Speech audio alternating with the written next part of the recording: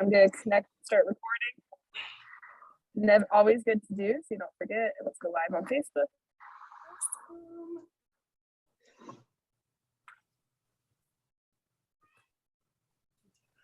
Give it a second, it's loading.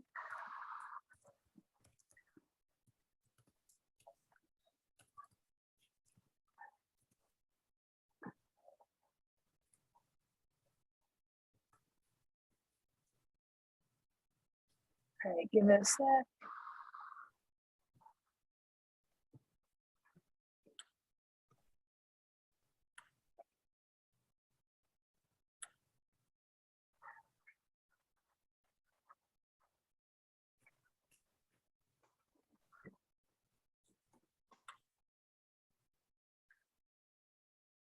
And for those who are joining us, we're just getting the Facebook live stream set up, so bear with us for a minute.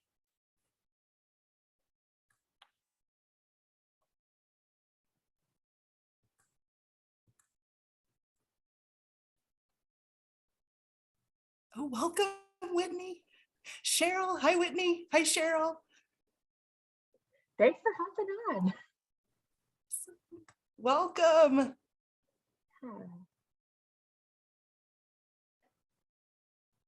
You guys are in for a treat tonight.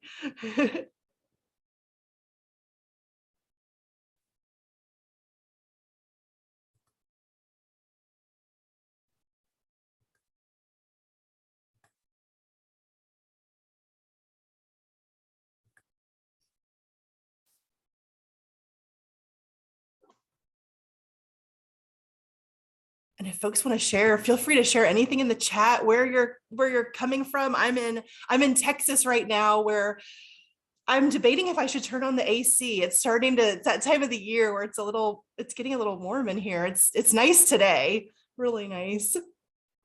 Yeah, I'm in North Carolina and I officially had to turn my AC on today. I was like, it's getting a little warm right now. I know it. I'm originally from New York, and I don't think I've fully adjusted to having 85-degree days in April. I know. And how long have you been in North Carolina? 10, 11 years now. So. Nice. Oh, wow. Yeah. Amazing. It's such a great, of course, New York is too, but it has like nice 4 seasons. I like that about North Carolina. Oh my gosh, amazing. Welcome. From North Africa, Ahmed. Thanks for joining. Ahmed. Yeah, thanks for hopping on. Awesome. What time is it there? I was just thinking the same thing. What time is it in Egypt at the moment? Yeah, it's 5 here in Texas, 6 here in North Carolina and Florida, where Caroline is. Oh, wow, 12 a.m. Okay. So oh my gosh, thank you for your dedication. Yeah. That's amazing. You are a rock star, 12 a.m. Awesome. Love it. Love it. I think we can go ahead and get started. Facebook was having some glitches, so we're going to be live on YouTube instead, but we'll make sure the recording ends up going to both places. So Jill, I'll let you take it away. Oh, thank you so much, Caroline. And thank you, Caroline. She is amazing with the technology and the streaming. So just huge thank you to the work that she's doing behind the scenes and for all the work that she does with SciStarter and Citizen Science Month. So thank you so much. And thank you all for joining tonight. Feel free in the chat pod. We love when the chat pod is hopping. So feel free to say anything you'd like, where you're coming in from tonight, where you're located, whatever you'd like to share. I am thrilled to be here to welcome Rachael Polmanteer. She is an amazing expert in citizen science, science education, science, and so we are thrilled to have her. She's a Nat Geo certified educator, curriculum writer, a director at the Center for Inquiry-Based Learning, an award-winning educator, and she has served as a middle school science teacher, as well as having an amazing background in marine biology. So we are thrilled to have her share her wisdom, knowledge, experience with us. And I know she mentioned to me she would love it to be a discussion. So again, feel free to chime in the chat pod. She's taught middle school, so she can handle questions coming and comments.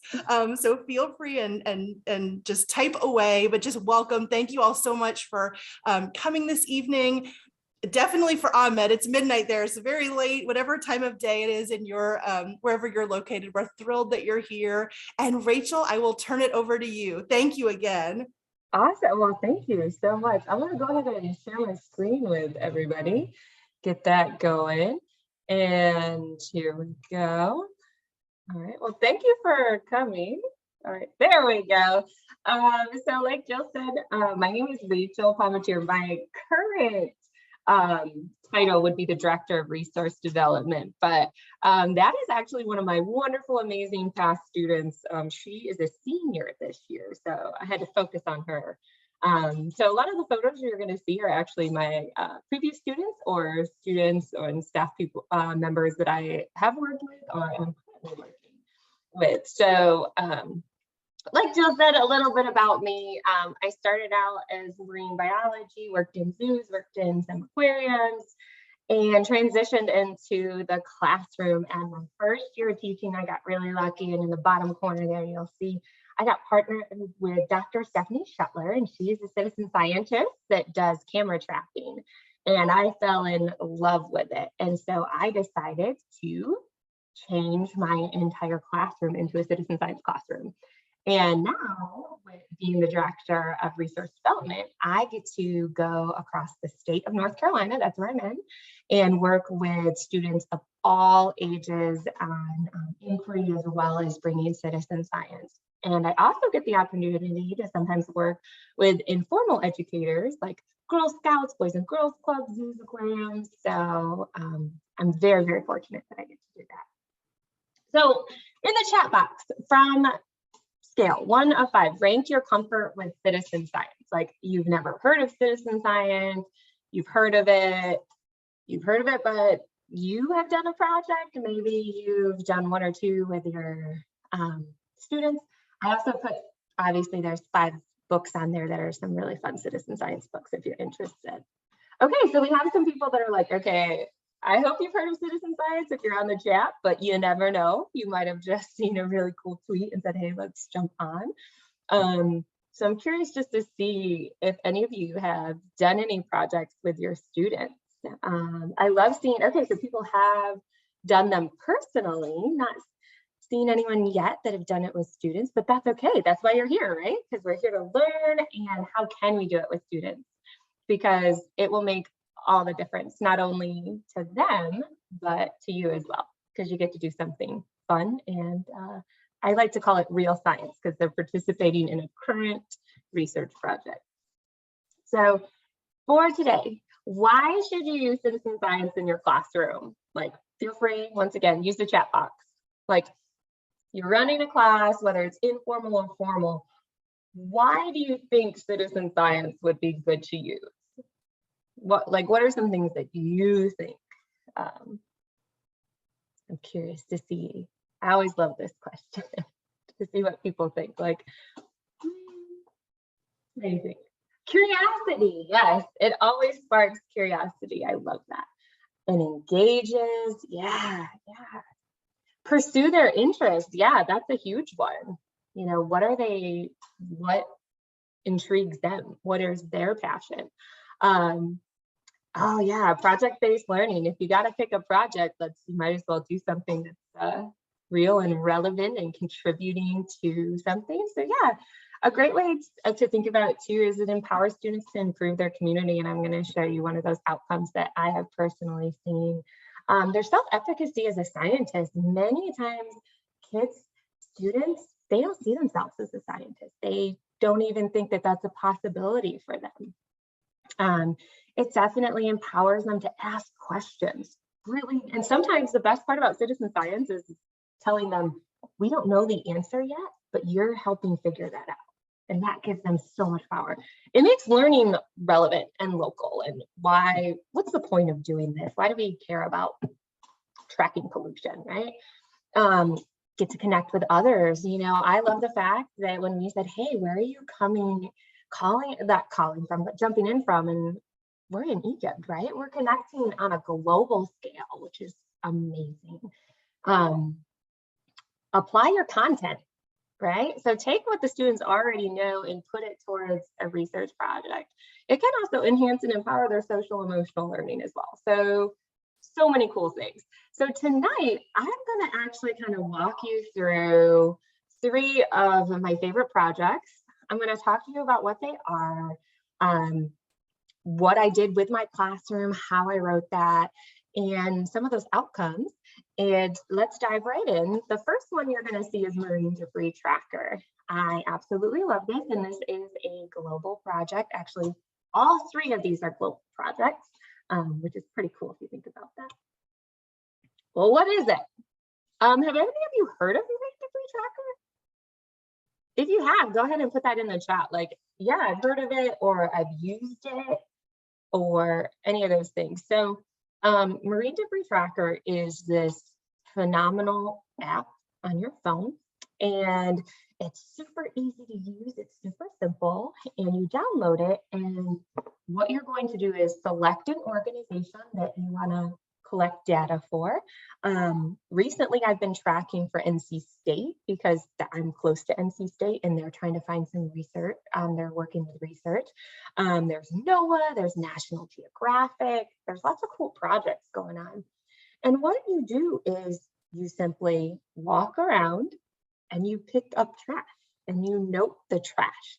And so for every item you pick, there's a whole entire material list that you can search. So you can look at bottle cap, or maybe it's a paper bag or plastic piece, and you just hit add, add, add. And then when you're ready, you upload the session. And what's great is that from that upload on the phone, you can see here that second picture where it says upload session. It gives you a data map of where you picked up the piece, how many pieces you picked up, where was it. It also gives you an analysis of what you picked up at the bottom, how many pieces. If you took some pictures, you can add pictures. What I really love though is that you can then hop online and log into your account, and you can see that's what the big picture to the right is, a distribution by category. What was picked up, how much of it was plastic, what's going on, what's happening. And this is very, very powerful for students. A lot of the times they don't recognize how many items are made out of plastic. They don't recognize how much trash is located in one place. That's why I really love that map and that data point. And here's the best part too, is I know sometimes we don't have technology, and that's okay. There are great ways that you can have the kids record on paper, clipboard, good old pencil and paper, and then you can manually upload it as well. National Geographic has this really cool plastic pollution journal that students can look at as well. So using it in the classroom. So as you can see to the left was one of my 8th grade students. And we used it because we teach hydrology in 8th grade here in North Carolina, and we talk all about water quality and what impacts water quality. And so we were looking at how does population, as population starts to go up, what's happening to the environment around us? How is that impacting water quality? And my students found bags and bags and bags of trash around our school. It was disgusting. It really was. But it empowered them to make a change. The young girl in the middle, this actually was just taken about a month ago. This was with a Girl Scout troop. And where they met, there was a little nature trail behind them. They had noticed that there was a bunch of pollution, and they wanted to know what kind of pollution and what does that look like? Because they wanted to take action and they wanted to make sure they were doing things correctly. And then to the right, as you can see, this was a 2nd grade classroom. So what I love about citizen science, you can use it in all grade levels. Kindergarten all the way up through collegiate level, it's great. You just can modify it for what works best for you and your students. These particular students were learning about environmental stewardship. It was an entire 2nd grade at an elementary school, and it was right before Christmas, and it was pajama day. So I've got lots of pictures of kids in PJs. But as you can see here, they found Gatorade, they found broken hula hoops, And what they noticed based on their data is that since the pandemic, they were eating outside a lot more. So they found a lot more food products outside. And that motivated them to add an extra trash can and a recycle bin outside. But what was really cool is that their math teacher then took their data analysis and had them practice making crafts. And what does this look like? So it went beyond the science classroom, which was really cool. So some of the outcomes, like I was talking about, this particular program was with my 8th grade students. Because they went through and they used it and they saw all that trash, they, to the right, you can see this is Raina, and she actually presented with me at the Citizen Science Conference a couple of years ago. She did this huge presentation, all of them, they did groups to our principal, our administration, superintendents about water quality and the issue of trash that we found. And our school didn't have a recycling program, so they started it. They advocated for that. And it turned into a huge thing where we had recycle bins on all 3 floors. I was at a middle school, 6 through 8, with 1,300 students plus. So big school, big grounds, lots of trash. But because of them, there is now a bigger recycling program and a trash program as well, which is pretty cool if you think about it. They put that together. Like I said, Marine Debris Tracker, it's really easy to fit into standards if you're thinking about water quality, geography, stewardship, anything like that. There's a lot that you can do with it. You can even dive into, like if you're teaching soil and the quality of soil, how is that plastic going to influence that? So it's really taking a project and seeing how it fits for you and your classroom environment. iNaturalist. Have any of you heard of iNaturalist before? I hope so. iNaturalist has been around for a while. And I love iNaturalist. This was the second project that I ever got into, and I loved it. So iNaturalist, if you're not familiar with it, once again, it's a great app. So I figure if you have students and they have cell phones, let's put them to use, right? Let's use them. Let's get them doing something worthwhile. And I actually have had parents email me to say, thank you so much, Miss T. My kids are finally not doing a TikTok or a Snapchat. They're using their phone for something scientific. It's pretty cool. And they even have gotten involved. So you go out and you take pictures of the biodiversity in your area, you submit it into the platform, and then you have a bunch of scientists and naturalists comment to determine what that particular organism is. And it's really fun because if enough people agree, you can become research grade. And to students, that is the goal, which is fun, right? So in the classroom, iNaturalist, you can use it on so many different levels.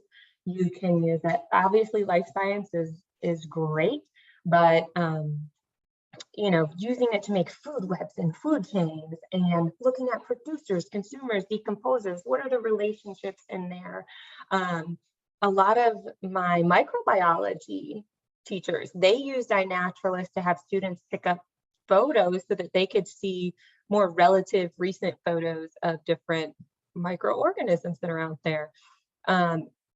This was incredible for me because one thing that a lot of people don't know is that school grounds are very difficult for scientists to have access to, right?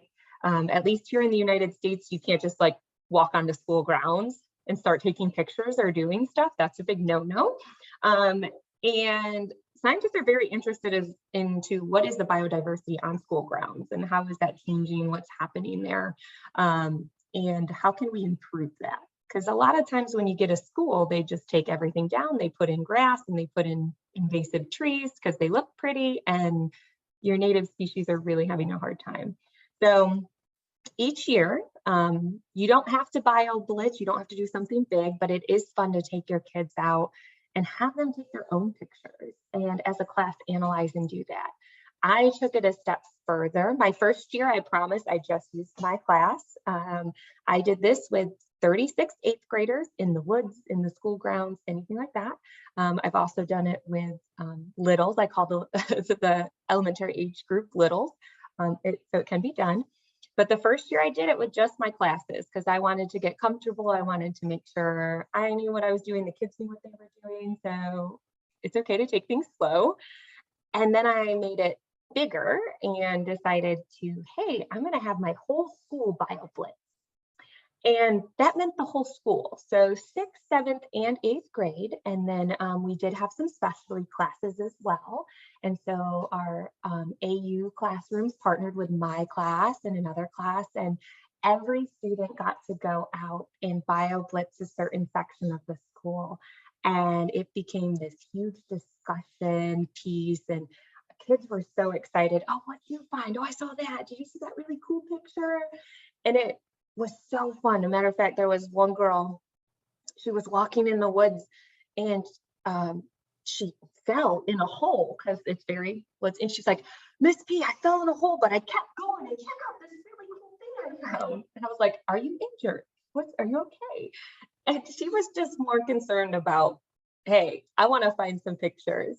I had another young lady lose a fingernail, a really long thick fingernail, and I was like, oh, it's okay, you know. She wasn't concerned about the fingernail, she was concerned of how it was going to impact the environment. So that's why we had to find it, which we did end up finding it. But I loved that because she had been into the environment, that she was more concerned about that. And believe it or not, this is in Raleigh, this is in a city. I teach in a city, so we just happen to have this chunk of land. So most of my kids had never been in the woods before. Most of my kids were very scared to go in the woods. But by doing it in a safe setting, a classroom setting, they started to go outside. So some of those outcomes, so these two pictures here on the left and the right, were actually taken outside of school hours. My students decided that, you know, they really loved it and they loved talking with scientists and researchers, that they wanted to do more. And anytime they had a question about something, like the girl on the left, she's like, I got this in my neighbor's yard. I'm like, all right, just make sure you ask anytime you're going to somebody else's place. But I loved that they thought outside of, one, outside of school, and then two, outside of their own place, right? They wanted to see what was going on. And then that middle section, my students noticed that when we did a bio blitz, that we really didn't have a lot of stuff close to the school because we had a lot of just grass.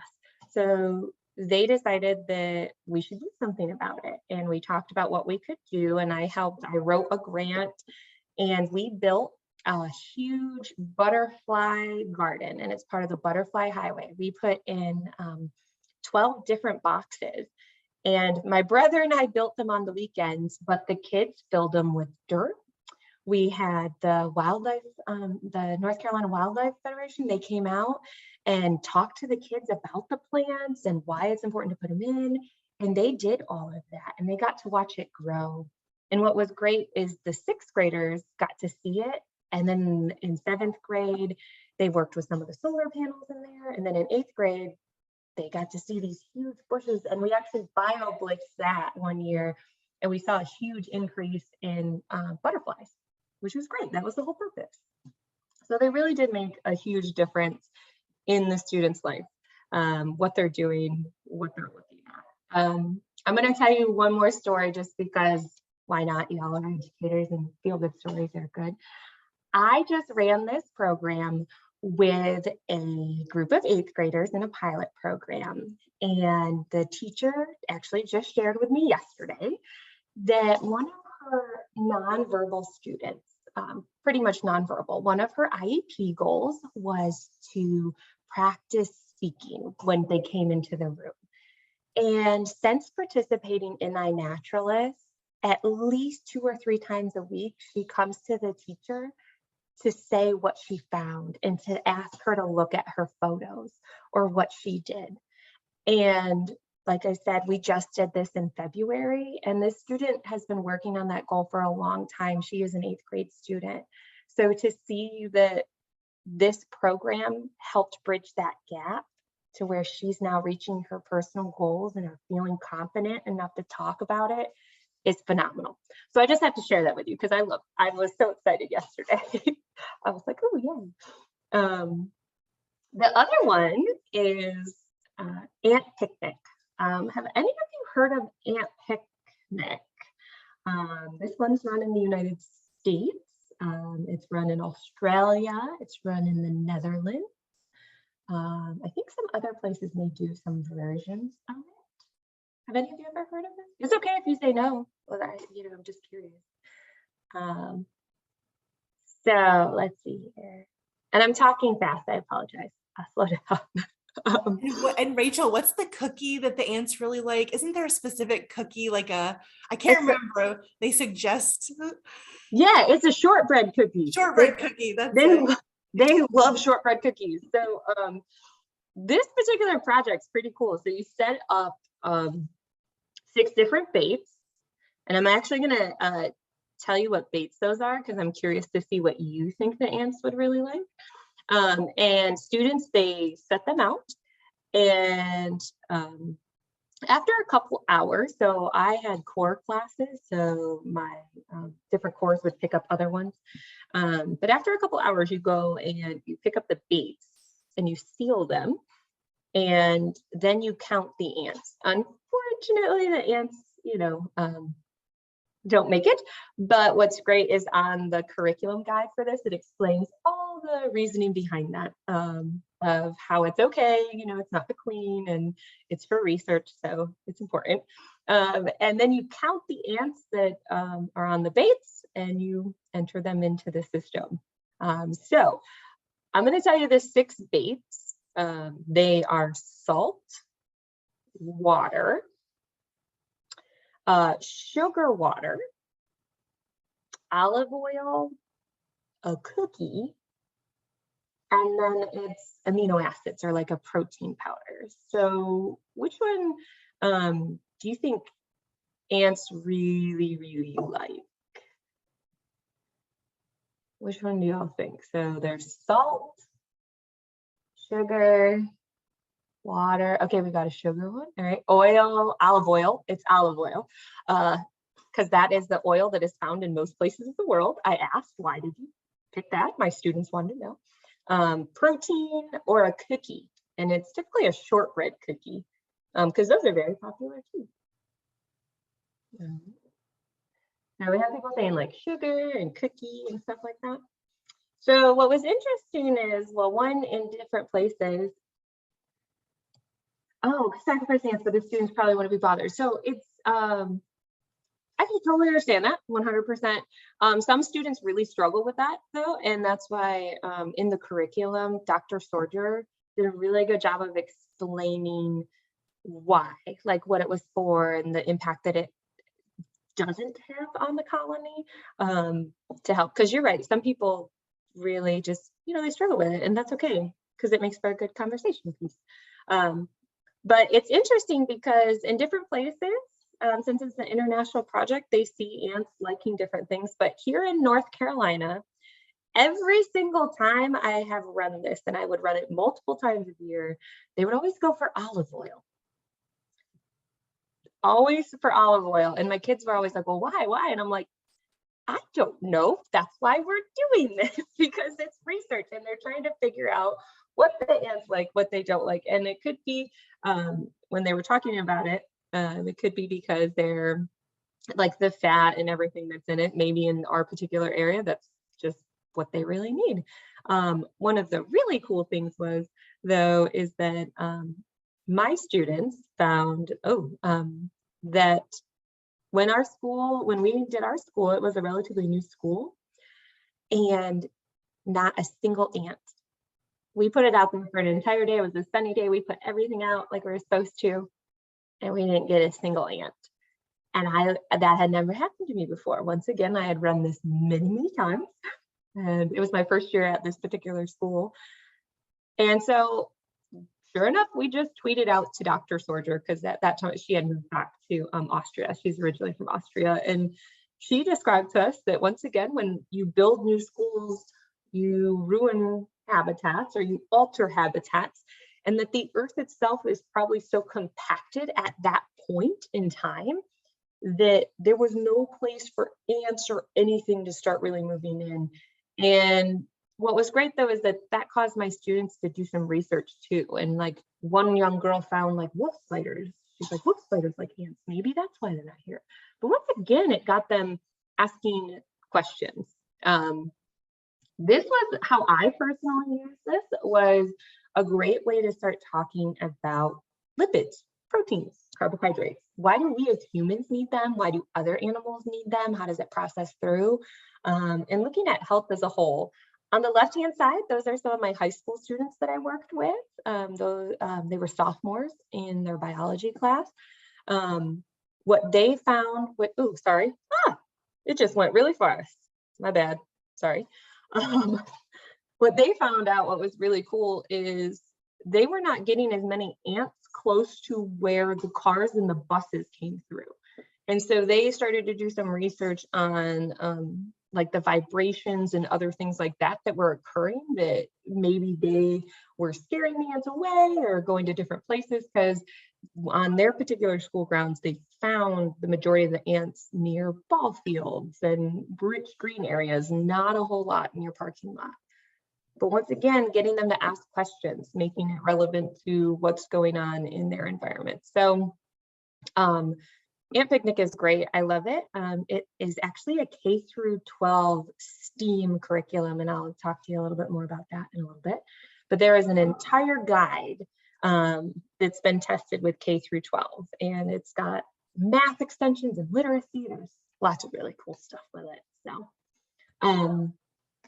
some of the best outcomes here too. This particular one, this young girl, this was an informal, this was a summer camp. She was in 2nd grade, and we ran it with 2nd graders. Once again, you can do it all age groups.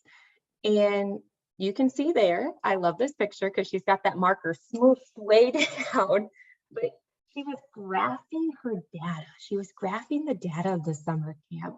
And we did that. You can, on the left-hand side, you can see that we wrote the numbers together, but she wrote down her stuff at the bottom, and she wrote her numbers, and she was filling it in, and she did a great job. And every single student in that camp did it, and they were so excited. They had so much fun.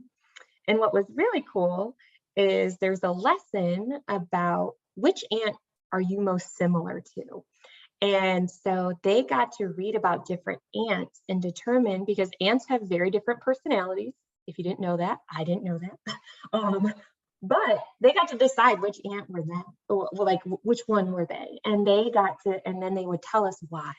And it was so fun to see them run up to their parents at the end of the day and be like, I'm a fire ant because I protect my friends, or I'm a this because I really like sweet foods, or it made them really start appreciating ants more. So when you said, we had a comment about like students not caring about like the ants or sacrificing the ants, is very interesting because their opinion on ants changed a lot after doing this. The one on the right, like I said, it's a STEAM lesson if you want it.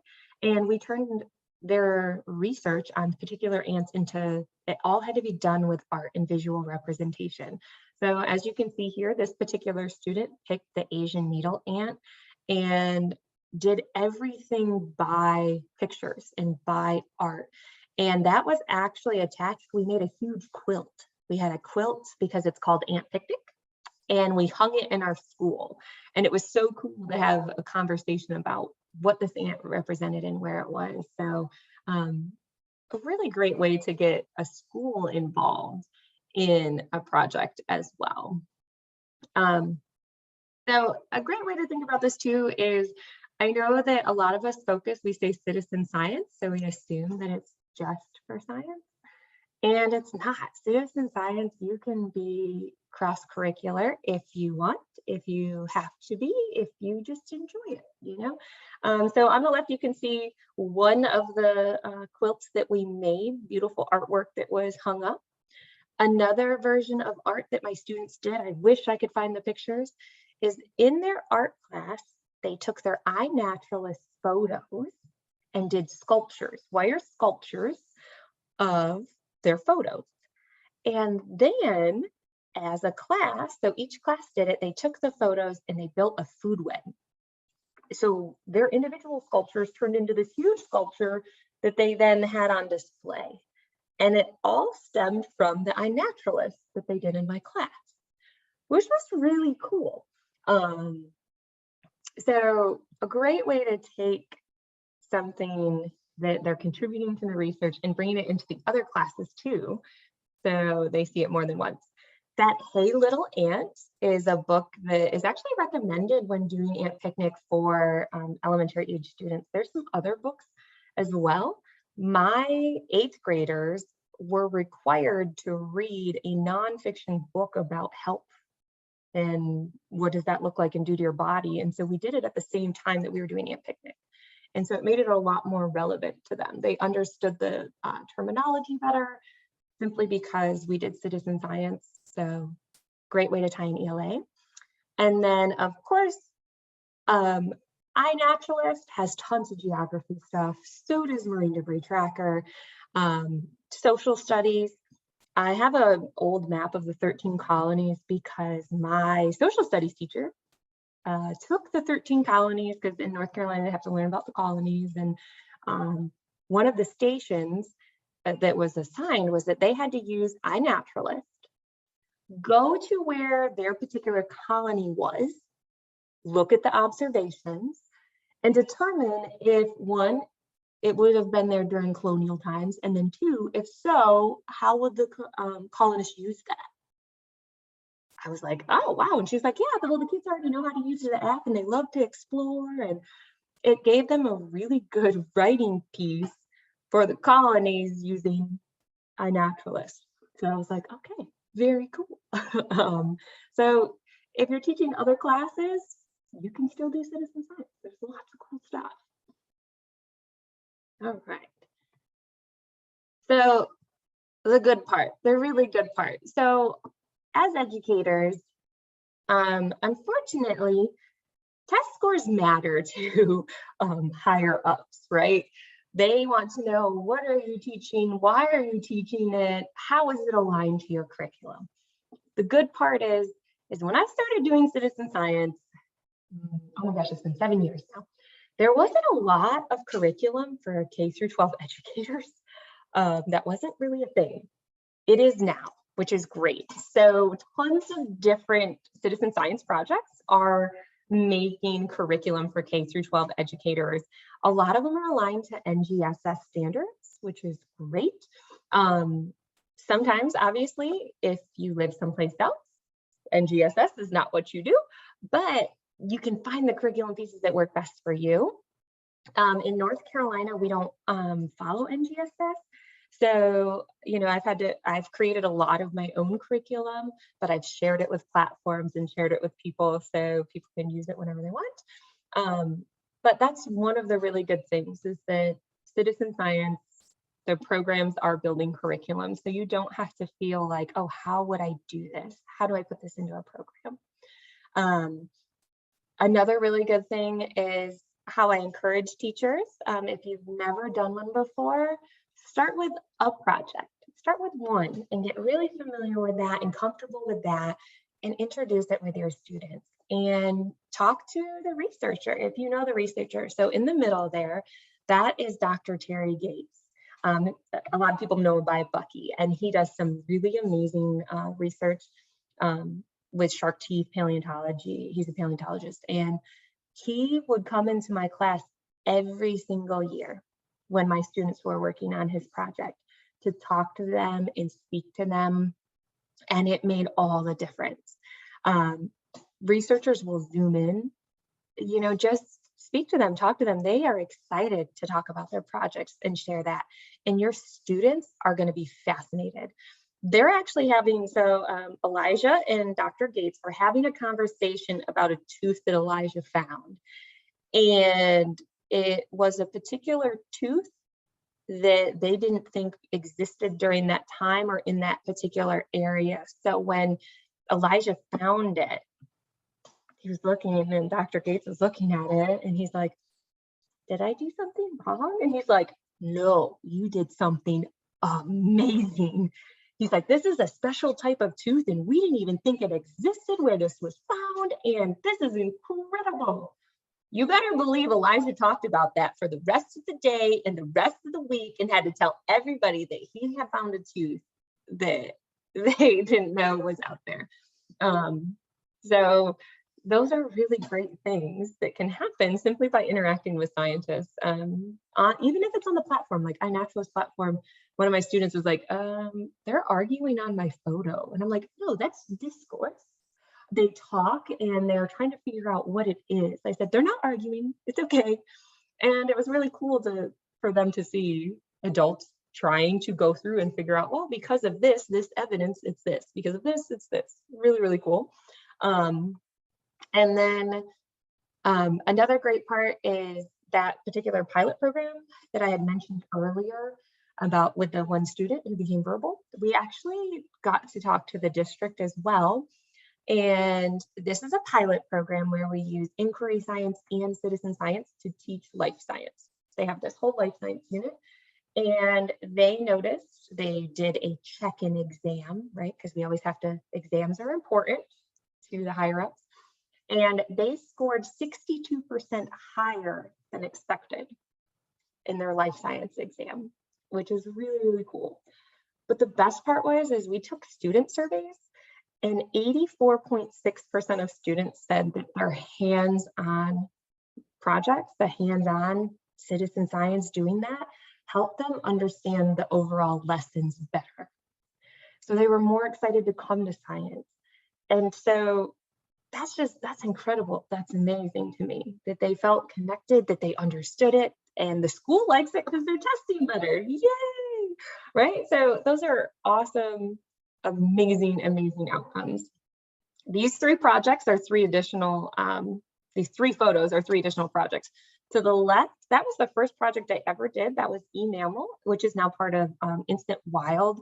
All the camera trapping kind of came together.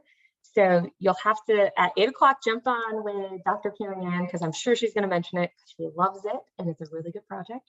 You can see those students are using pictures. Those were from Panama, and they were creating food webs and food chains and doing some research. What do I think this animal is? What do I think they eat? All those types of things. In the middle, that's called Shark Teeth Forensics, which is pretty cool. Really cool, I love that one. And then on the right-hand side, that is called Sourdough Starters. So that is great for teaching about microbes. If you are doing microbiology, you're looking at bacteria, fungi, different things like that. We had a bunch of different starters going. And what was so cool is that we then got our home ec. There's an official term for it now, so I'll probably get in trouble for calling it home ec. But they used their starters and we baked bread, and then they could taste it and check out the differences, because we tested out like a gluten-free starter, we did buckwheat, we did all these different things just to like practice pH. So now you're doing your chemistry and really look at that, which was fun. So there's so much good citizen science out there. Clearly, you can find anything that fits you in your classroom. So I wanted to leave some time. I might have left too much time, but up here I wanted to show, oh yeah, ants are very important to Native American stories, beliefs in the Southwest. Yeah, so that would be a great way to tie that in, right? Bring that in. How does it impact the culture and their beliefs? And I think that's amazing. That would be wonderful. Here are some other really good ones too, like I put up there, that one that's called Project Squirrel. There's some cool lessons about genetics on there. Lost Ladybug Project, super fun and cool. Cocoa Ross, that has to do with your atmospheric science, collecting rain and snow. Crowd the Tap has to do with water quality as well. And then like the Shark Teeth Forensic. But of course I got my SciStarter on there because that's why y'all are here. And SciStarter is great because you can find any project that you want on SciStarter. And you just simply have to pick your genre and it'll pull up all these projects and you can pull up your area. And that's how I started finding all of these other random citizen science when I switched my classroom, was by going to SciStarter. So I love it. So any questions that I can help answer or anything like that? I know I have questions, but maybe Jill, do you want to go first and then we'll just keep monitoring the chat? Oh gosh, yeah, thank you so much, Rachel. Oh my gosh, so many great projects, ideas, insights, connections. I love that. Was amazing about the student who verbalized like that. I mean, we always focus on like metrics, like quantitative stuff, but that speaks volumes, literally. That's Yeah. amazing to hear. Like that's really exciting. And yeah, did you hear from any educators? When we had the pandemic, that great pivot that a lot of the face-to-face environments had to do. I had heard some anecdotes, that citizen science was so great, especially the projects you focus, because they can be locally engaged, but of course globally connected. So wherever the learner's located, if they were in a backyard or just around their house, they could still do it and do real science. Did you hear from any educators that like during the pandemic when everybody was dispersed and at home that kind of helped keep the great science going? Actually, I was an educator during the pandemic that used citizen science, and I can attest, it was so funny because my other team teachers would ask me like, hey, do you have a hard time with the kids logging on? And I'm like, nope, they always show up to science class. And it was really fun because we did citizen science, and it was different because kids were actually turning on their screens and going outside. Now, I live in the city, but it's interesting because my students were bused from different places. So some of them would go and they'd find cool stuff on their apartment balcony, or they'd go outside and they had a yard, or it was so cool because we used it as a time to do iNaturalist and explore and talk about that. But then bring in some articles too. Like we read a really cool like National Geographic article about the importance of nature photography and what that matters and what that does, which was really cool. I had I had another teacher who she does K-5, and she was having the kids work with their parents and do some iNaturalist stuff, and it really did keep them engaged. They wanted to know what was going on, what was happening, but it helped keep them connected to each other.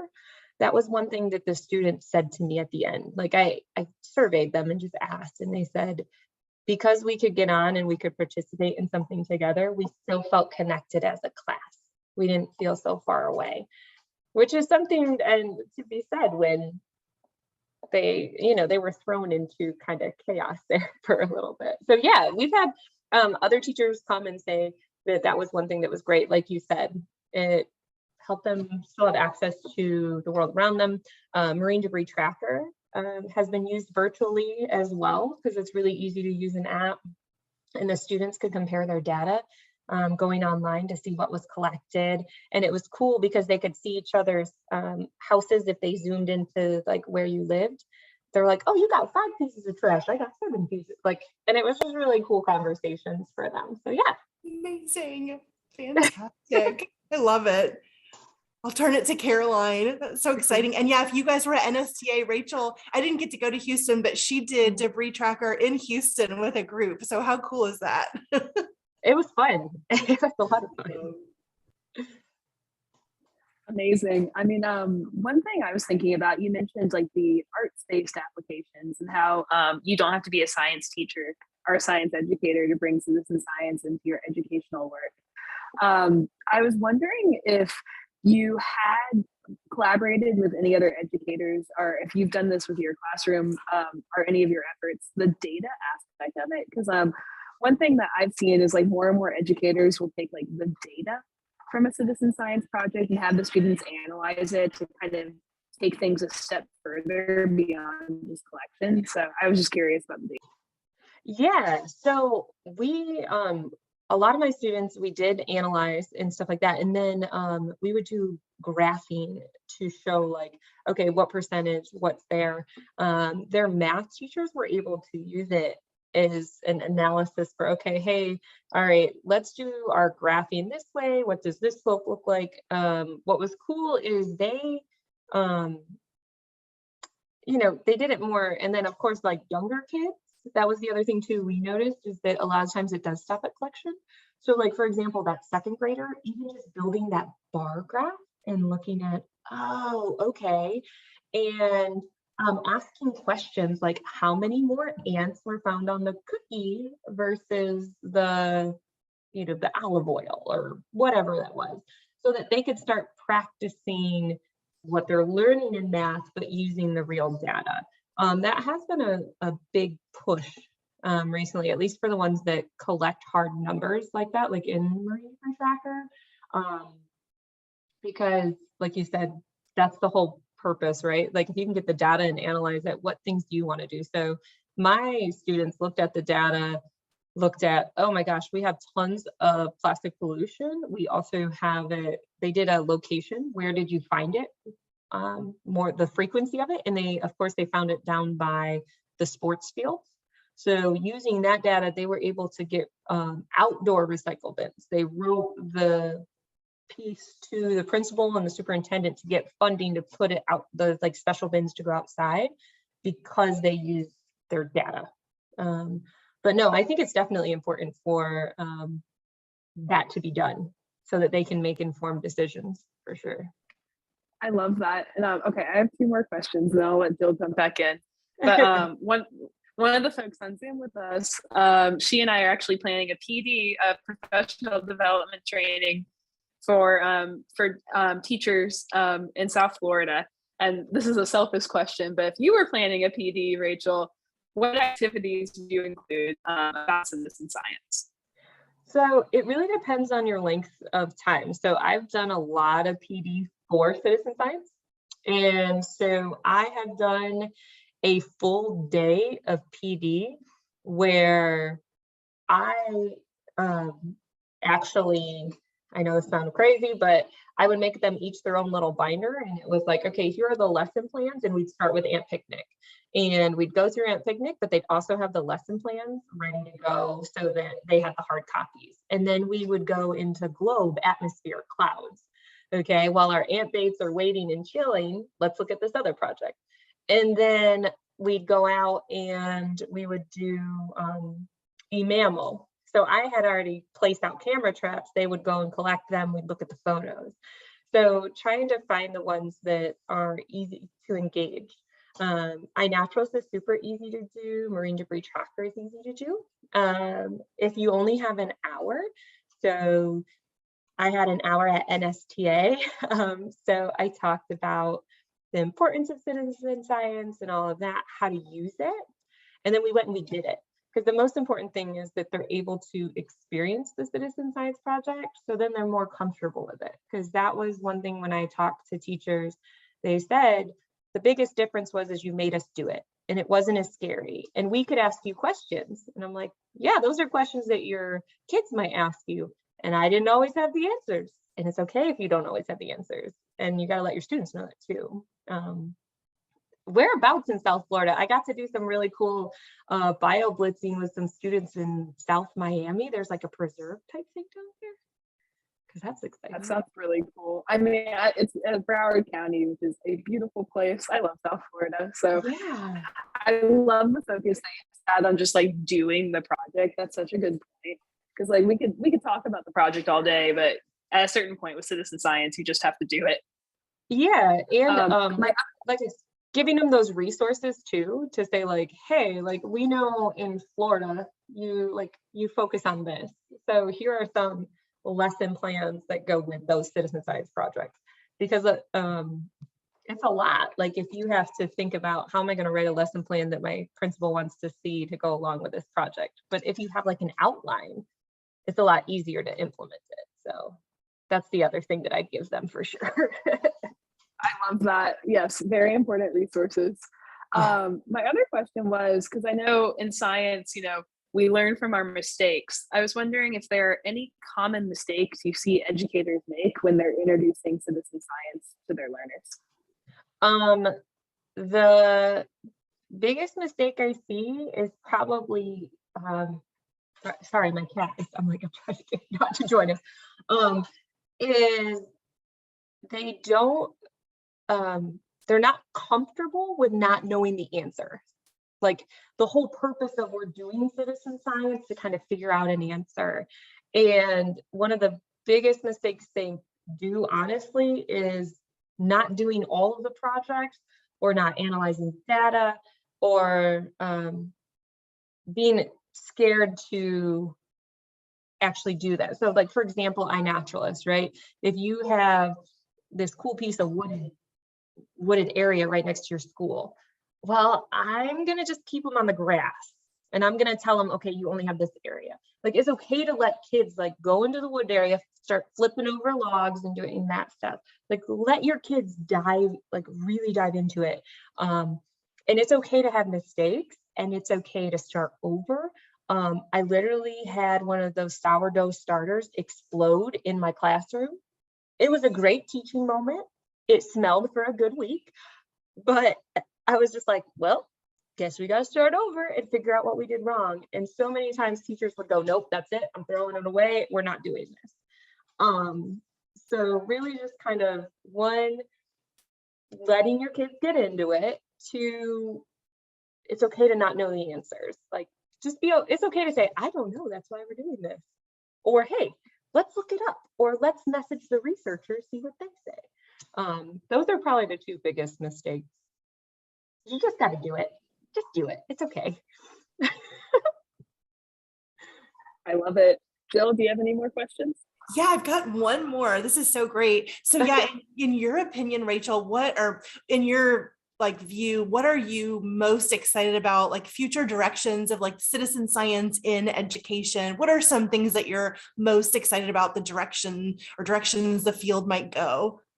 One of the really exciting things is, I kind of touched on it before, is that the researchers are recognizing that K through 12 students can produce accurate data. So they're developing curriculum to do it and to encourage them to do it.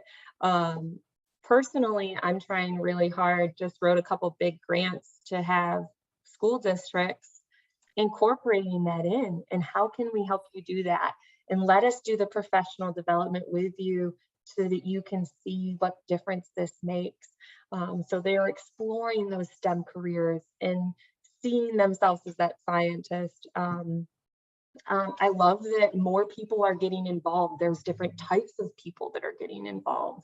I think that it's very important for students to see scientists that look like them and live where they do. And that's super, super important. In citizen science, the more that they get their projects out there and the more that they're working with educators, that's how you're going to get your next generation of citizen scientists. So I love that that's where it's going. Like, yeah, let's get everybody involved and let's do it. So fantastic. Oh my gosh, I love it. Well, I should check with the audience. Does anyone have any questions? Feel free to type them in the chat pod. Happy to, I wanted to give you guys a chance. I am loving absorbing and learning all this great stuff. I know, I'm learning a ton. Yes.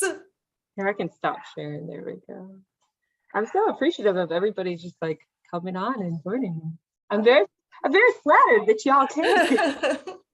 Well, we're so grateful. Well, excellent. Well, and I'll be mindful of folks' time. Feel free, yeah, if you have any burning questions, we'd love to hear it. And yeah, thank you so much, Rachael. This was amazing. Oh, thanks, Michael. Yeah, I agree. And thank you all for coming. And we've got another session in an hour. So that would be, let's see, that would be 7 Central, 8 Mountain, 8 Eastern. Oh gosh, I'm having a time zone.